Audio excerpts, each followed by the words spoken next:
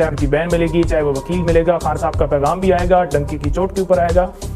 آپ یہ جتنی بھی یہاں پر آ کر بیان بازی کرتے ہیں نا لوگ کہ جی یہ پہلے کمٹ کیا گیا تھا تو تب ملاقات ہوئی تھی، یہ سارے پراپوگنڈے ہیں. نہ پہلے کسی نے کمٹمنٹ کی تھی بہنوں نے، نہ کل کے لیے کوئی کمٹمنٹ ہے. ٹھیک ہے، میں ملنے گیا کیونکہ میرا نام لسٹ کے اندر ہے، تو بالکل جی گج وج کے آ کے عمران خان صاحب کا پیغام دیں گے. پیغام کیوں نہیں دیں گے؟ عمران خان صاحب کیوں نہیں گفتگو کر سکتے؟ عمران خان صاحب پاکستان کے مسائل کی بات کرتے ہیں، اداروں کے حدود کی بات کرتے ہیں، امن کی بات کرتے ہیں، معیشت کی بات کرتے ہیں، بے روزگاری غریبوں کی بات کرتے ہیں، پاکستان کی ترقی کی بات کرتے ہیں، آزاد عدلیت کی بات کرتے ہیں، 26ویں ترمیم کے خلاف بات کرتے ہیں، 27ویں ترمیم کے خلاف بات کرتے ہیں، گولی چلانے والوں کے خلاف بات کرتے ہیں، جنہوں نے ملک کو لوٹا ہے ان کی بات کرتے ہیں، چوروں لٹیروں کی بات کرتے ہیں. عمران خان پاکستان کی بات کرتے ہیں، تو اس میں مسئلہ کیا ہے؟ جب نواز شریف صدر ریاست تھے اور لندن کے اندر بیٹھے ہوئے تھے تو وہاں ملاقات رہے تھے، اس وقت آرمی چیف یا اس وقت پی ایس آئی جائز تھے. آج اگر تنقید کی جائے وہ ناجائز ہے. سوال لے لیں نعیم صاحب. جی سوال لیں. ہاں وہ یہ ہے کہ آپ ایک اسٹیٹمنٹ دے دیں، بتا دیں کہ کل جب عمران خان صاحب کی بہن کی اگر ملاقات ہوتی ہے، وہ جب باہر آئیں گی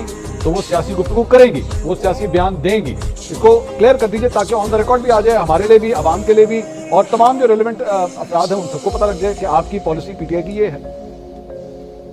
دیکھیں خان صاحب سے جب بھی جس کسی کی بھی ملاقات ہوگی خان صاحب سے، وہ بالکل خان صاحب جو پیغام دیں گے وہ منوان باہر جو ہے وہ پیغام دیا جائے گا، عوام تک پہنچایا جائے گا. یہ امانت ہوتی ہے خان صاحب کی طرف سے، قوم کی یہ امانت ہے جو قوم تک پہنچانا جو ہے لازم و ملزوم ہے. اور یہ کوئی اگر پلان بنا کر بیٹھا ہے کس طریقے سے تصویر، تقریر، نام، ہر چیز کے اوپر پابندی لگا کے اور عمران خان کی ملاقات پہ بھی اور ٹویٹر کی پٹیشنیں دائر کرنی ہے کہ ٹویٹر پہ پیغام کیوں آ رحا ہے، تو بالکل آپ کی بھول ہے بھائی.